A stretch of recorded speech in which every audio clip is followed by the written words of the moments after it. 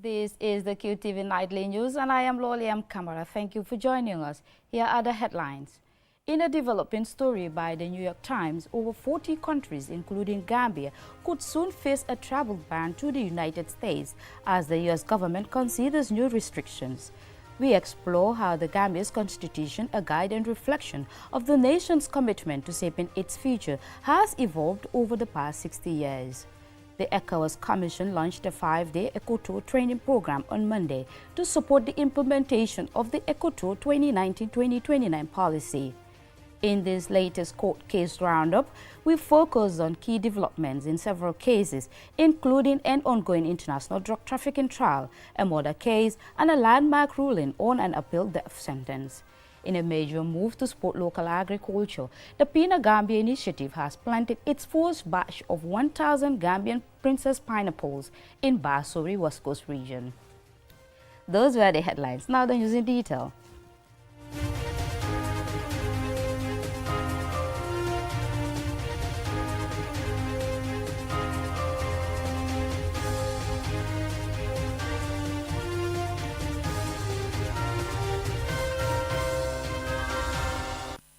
Thank you for joining us. In a developing story by the New York Times, over 40 countries, including Gambia, could soon face a travel ban to the United States as the United States government considers new restrictions. However, Gambia's information minister has stated that no official communication regarding the proposed travel ban has been received. Jennifer Sonko has the details.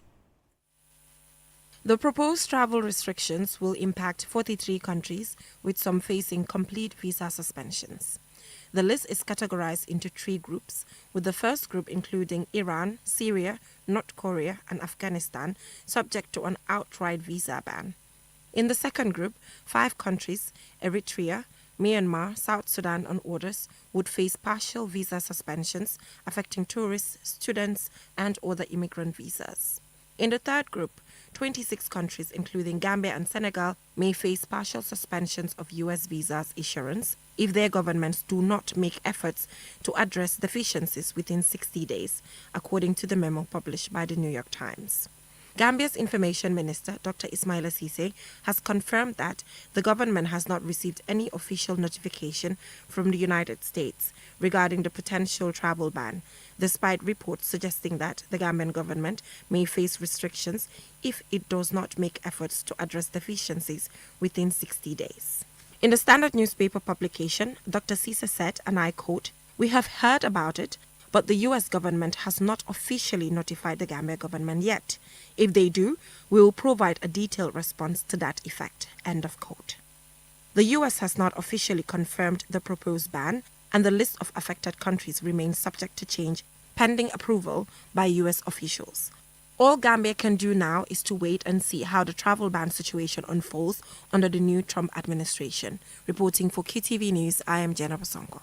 For 60 years, the Gambia has been a symbol of resilience and sovereignty. Beneath its triumphs and challenges is a story of evolving laws, changing principles, and ongoing reforms.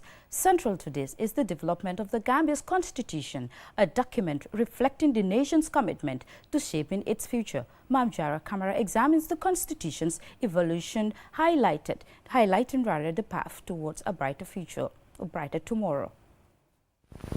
Careers and successors in the office of Governor General of the Gambia. So help me God. The Gambia's constitutional story begins in the colonial era. Under British rule, Gambians lived under a legal system that offered no voice, no choice, and no control over their destiny. The 1954 Constitution marked the first faint whisper of change, introducing a legislative council and limited African representation. It wasn't until 1960 Constitution under Prime Minister Sir Dawda Jawara that real momentum for independence began. With limited self-rule granted, Gambians started to dream of a full sovereignty. Independence was achieved in 1965, but the Gambia remained a constitutional monarchy under Queen Elizabeth II. The 1965 Constitution, though a landmark document, kept the country tied to its colonial past. Here is political analyst Seth Matijau. If you can go back to the 1960s, the way that independence was attained, and even the rejection of the 1965 Constitution and subsequently the adoption of the 1970 Constitution. These were all democratic processes where people were engaging and agitating as well. Immediately after independence, we had a period of consolidation, and after consolidation, expansion. And now, at some point in the 1990s, we talk about Jawara overstaying, but of course, coup d'etat came in, which also drilled, as some professors will say, it took Gambia back to what many African countries were experiencing in the 60s and 70s. The 1970 Constitution established the Gambia as a republic, replacing the Queen with a president as a head of state. It was a constitution that reflected the optimism of a young nation, though its centralized powers would later raise concerns. The optimism of the Gambia's early years gave way to turbulence. In 1994, a coup d'etat led by Yahya Jammeh overthrew the democratically elected government. The military junta suspended the 1970 constitution, marking a dark chapter in the country's history. I call it the annus horribilis. You've got this Latin phrase meaning the year of misfortune.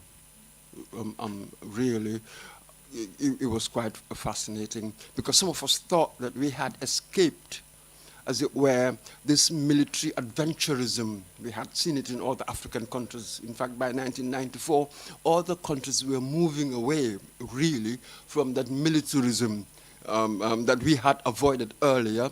But 1994, it came over.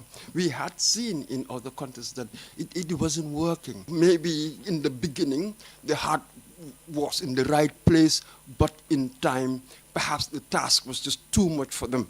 They were young, 29, in their late 20s, really not much of an education. From high school, you joined the army. Experience, nothing. So in the end, many people were not surprised that we had what we had from them. In 1997, the Gambia adopted a new constitution under Jammeh's leadership. While it restored civilian rule, critics argue that it concentrated too much power in the presidency and limited press freedoms and human rights. For QTV News, I am Mamjara Kamara. The ECOWAS Commission launched a 5-day ECOTOUR training program on Monday to support the implementation of the ECOTOUR 2019-2029 policy. This initiative aims to boost regional tourism and promote deeper economic integration among ECOWAS member states. Yafa Tugay tells us more. ECOTOUR 2019-2029 is a regional initiative launched by ECOWAS to promote eco-friendly tourism that strengthens local economies, preserve natural resources, and celebrate cultural heritage across West Africa. The primary focus of the training is to offer insights and strategies for promoting interregional tourism, recognizing its potential as a key driver of economic growth within the ECOWAS region. The initiative highlights the importance of collaboration between the public and private sectors to enhance tourism infrastructure, streamline travel processes, and facilitate smoother movement across member countries. Tony Luca Elumelu is the director of the Private Sector Directorate at the ECOWAS Commission. It's an amalgam of policies. The components in a policy to ensure harmonized processes in terms of achieving a coherent tourism development in our region. And this was adopted by member states as a guide in terms of development of tourism, and I'm sure you know it's a job creation. Sheikh Tijan Nyang, a tourism consultant, further elaborated on the forum's objectives and the expected outcomes. On the other hand, this program is also meant to ensure that member countries are familiar with the ECOWAS tourism policy. And I'm sure you will be able to learn more and more of what ECOWAS is doing to move tourism forward. Ellen Johnson, the country director of Commonwealth Business Women, shared her expectations following the policy implementation, particularly regarding the impact on women in business and tourism. The expected outcome is to make creation for women all over, not only the tourism, but more so, as you said, the tourism, so that women can be flexible and exposed in doing their businesses. because women are known for trading inside and outside the country.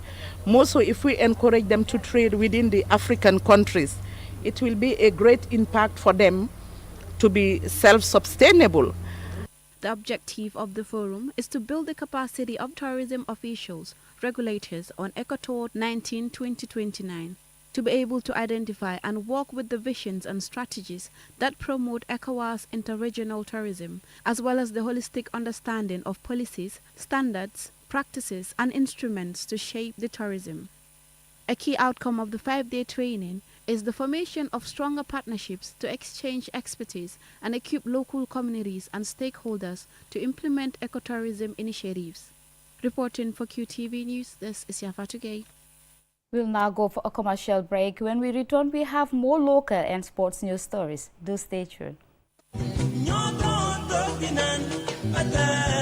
fii mooy fan fii mooy Inessa di place bi nga xam ne moom la ñëpp taaw place bii bépp xeetu ataaya bu baax rek bu dugg see ci dëkk bi xamal li fii rek la am bara wërga bii neex na lool saf na ba pare tamit nag am gu bu neex boo ko naanee rek da ngay kontaan ci saas añ ba suur ba gëreesal li nga lekk jëndal bara ataaya bii ndax moom la ñëpp taamu gis nga sama client bii ataaya bu neex bu ne moom laa koy njëkk a jox ndax moom kat ataaya bu neex rek lay wër bara wërga bii mooy wërga bi gën te moo gën a saf kon nag ràññee leen ko bu baax kon daw leen gaaw ca Banjul foofu ca Inessa di place bi nga xam ni foofu rek nga ko mën a amee wholesale wala retail mu ngi foofu ci boori court house bi foofu ca Banjul wala nga daw ci bépp marché bépp supermarket bépp boutique fépp foo dugg rek di nga mën a am baara warga bii nga xam ne moom la ñëpp di wër tey baara warga moo dàq ci warga yi man maa ngi ci moom ndax su ma maree ataaya moom rek lay naan.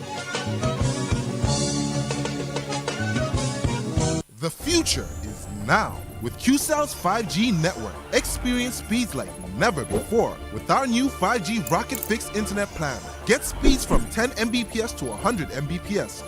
Your 5G-enabled devices. Walk into QCell headquarters to get one of our 5G routers and experience the true feeling of 5G. Only with QCell. QCell brings you the future. Tech, innovation, incredible speed. The future is now. For more information, call our customer care on 111. QCell, Sunyapus. We innovate, others follow. Terms and conditions apply.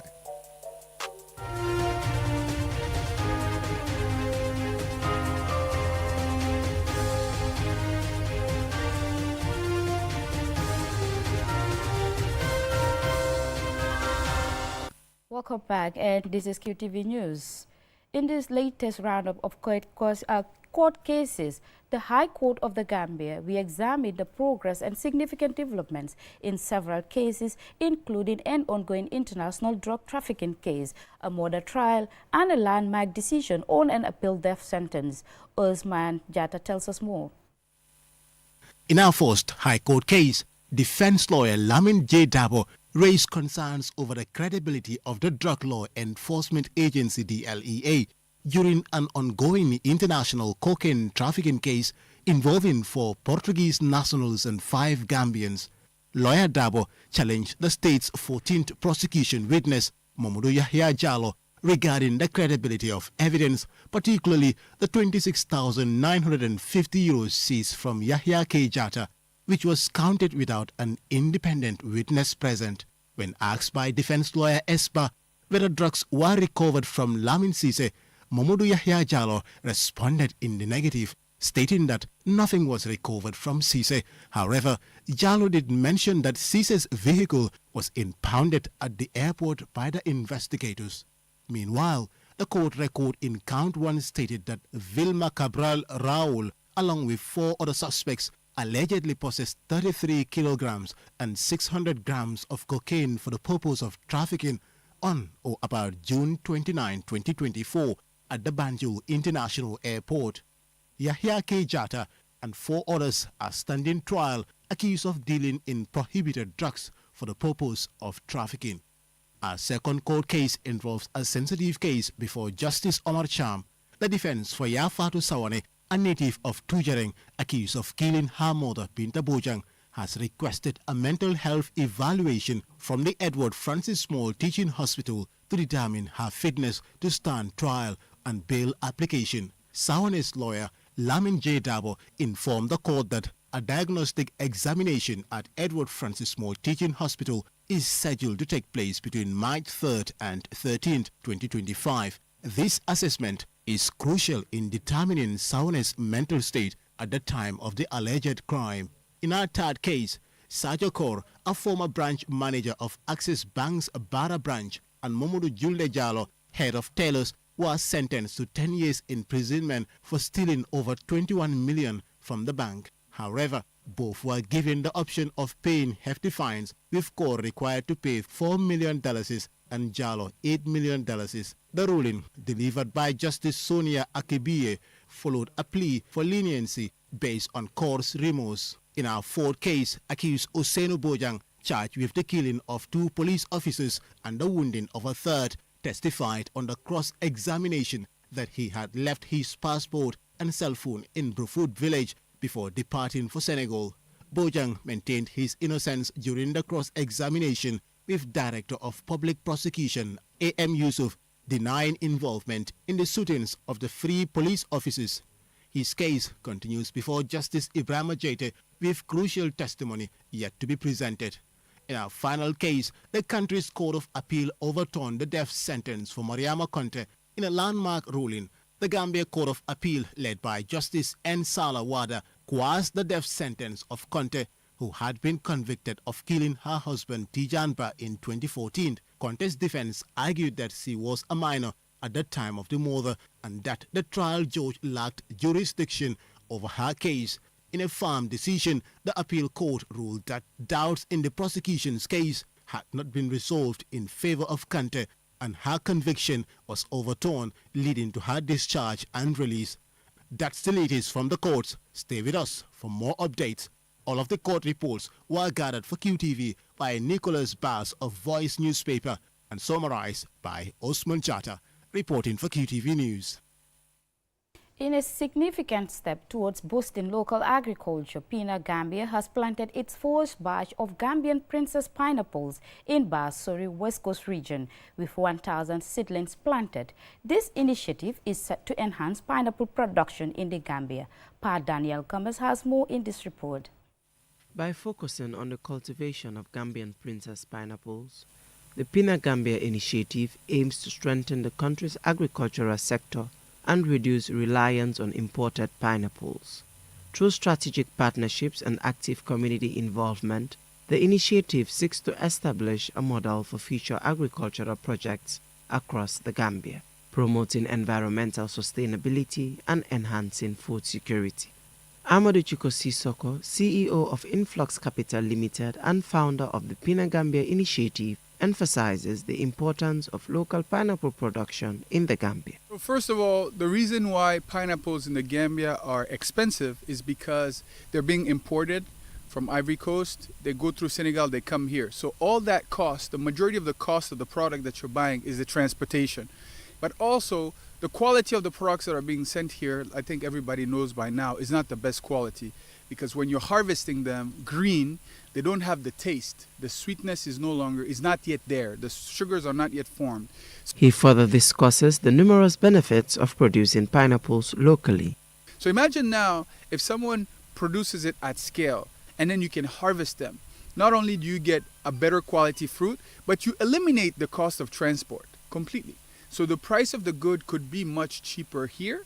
The farmers would make more profit because their prices would be more competitive than the one that is imported. And ultimately, if you're producing in the Gambia and you have a very good pineapple, you can also be able to sell it across the region. Mr. Sissoko underscores the long-term vision of the Pina Gambia initiative to support farmers. So our vision for the next 5 years is to make the Gambia a producer and exporter of premium pineapples.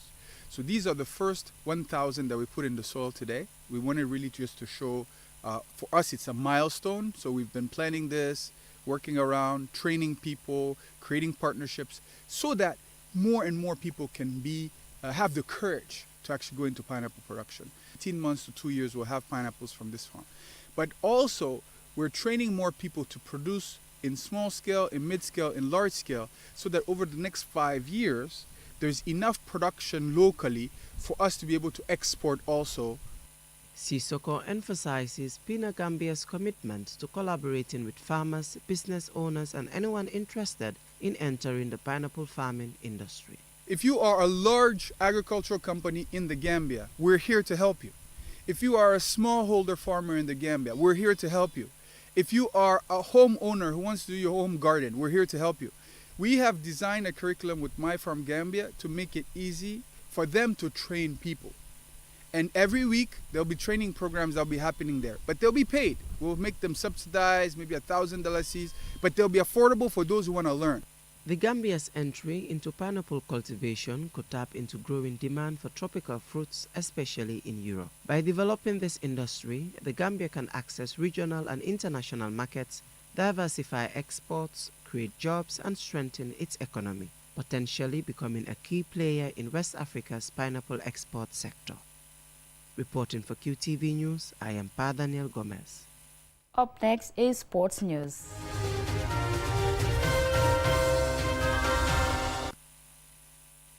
On Sunday, 20 Gambian sports journalists successfully completed a two-day training program focused on financial reporting and budget analysis, equipping them with the skills necessary to critically examine the financial statements and budgets of sports associations.